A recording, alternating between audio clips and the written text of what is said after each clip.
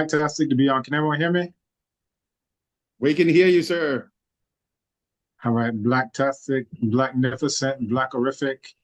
And I think we have folks from all over Abibifoɔ, the entire Black world. So for the sake of time, we have quite a lot of ground to cover.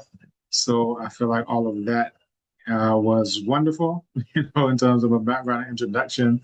So I'll try to go ahead and do it justice. So we're coming here. Can everyone see my screen? Yes, sir. Make sure I'm sharing sound because that's going to be crucial.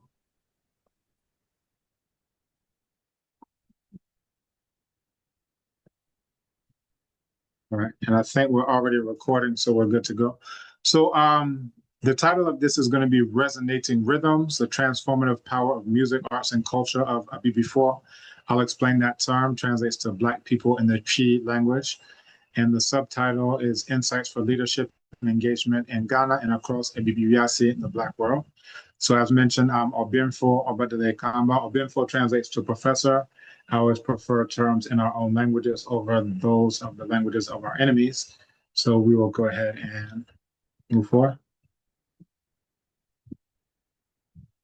All right. So who is in the room? I was told that we have 25 senior leaders from 13 locations: Canada, France, Ghana, Italy, Jamaica, Rwanda, South Africa, Tanzania, Trinidad and Tobago, Uganda, UK, USA, Zimbabwe, leaders from the continent and the diaspora. So, by way of this, I was also, honored with the award for the Kwame Nkrumah Pan-African Leadership Award. This is his daughter, Samia Nkrumah, who's giving me this award. So I have a long-standing relationship with Pali in terms of, giving talks and things along those lines. But the term that I introduced before, Abibifoɔ, it translates to Black people, right? So that is the word in the Akan language where, you would say, quote unquote, African. The way to say that word is actually to say Black people. So when you think about the music of Abibifoɔ, Black people, what comes to mind? So people can come off mute and let me know.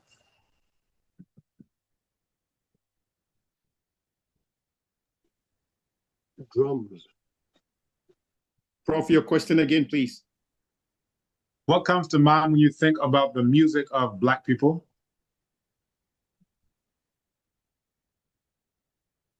Any thoughts, any words? Chat room leaders, or you can get on the microphone, please. Thank you. Thank you, leaders. Rhythmic drums. Okay. I think people may also be in the chat. Let me look over there too. Rhythm, dance, drums, vibes, rhythm, freedom, energy.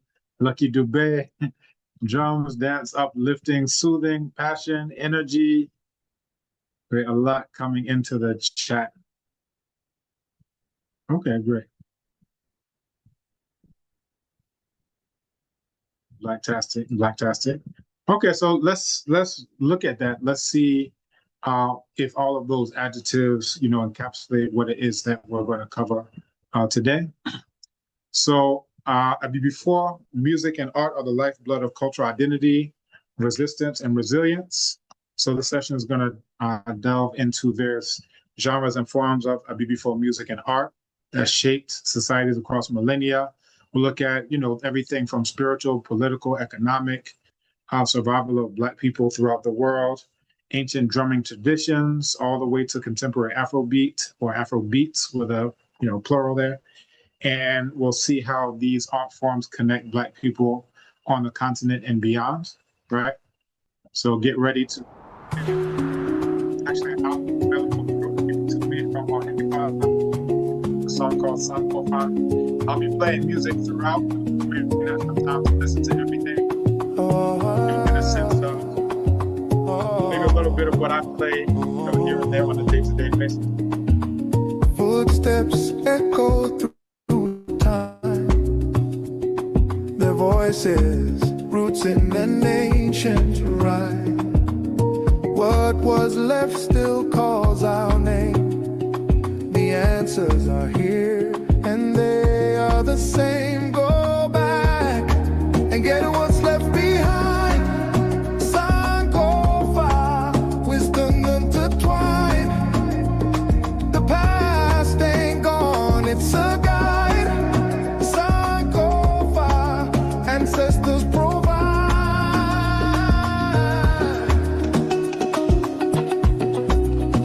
That's a great song called Sankofa by Oheniba. He's an artist out of Abibitumi. I'll tell you more about Abibitumi. And you may be shocked to know that that is generated by AI. So we'll go into, all the way from 5,000 years ago, all the way up to contemporary times. But that's a song called Sankofa. Again, special emphasis will be placed on actionable cultural insights for those aspiring to engage in business and leadership in Ghana, fostering authentic and respectful relationships with the Ghanaians. We'll look at music, arts, and culture, across the globe, again, for Black people. And this is another song called Make Kemet Black Again, right? And basically all the songs on the album relate to different publications that I have, different talks that I've given, articles, chapters. This is from the Quintos out of Baltimore.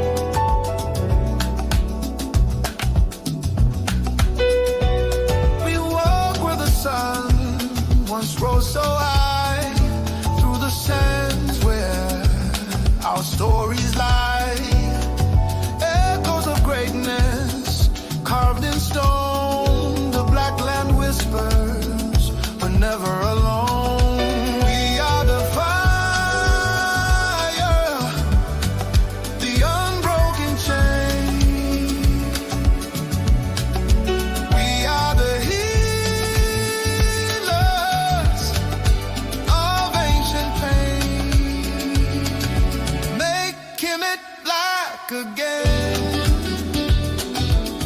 So little did you know you're coming to a listening party, but you'll get a chance to hear quite a bit. Let me actually hide these floating meeting controls.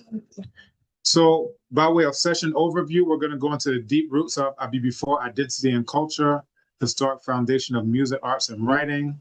We're going to experience selected songs and genres across Abibimine. Abibimine translates to a land of Black people. Food, craftsmanship, and everyday life as culture. Leadership lessons for organizing, healing, and reconnecting, and then practical ways you can preserve and promote Abibifoɔ culture from wherever you are. All right, we continue. So what you'll walk away with, and what you see here, this is actually a photo from in front of Abibitumi headquarters. That's where I am right now. So and then this is also a shot from our first Abibitumi Conference on Black Power. I'll tell you more about that as well.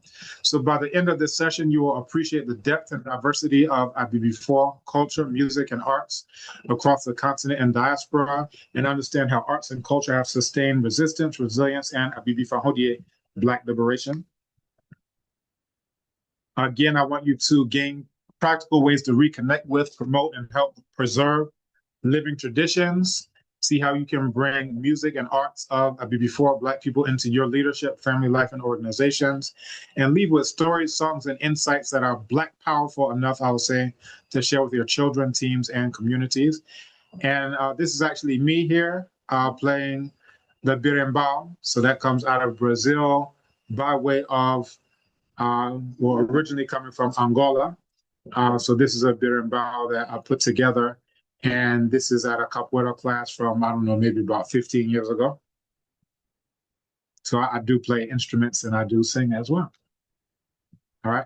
So part one, the deep roots of Abibifoɔ identity. This is a mural from classical Kemet, what some of you know as ancient Egypt. And the reason why you know it as ancient Egypt is because Kemet means the land of Black people.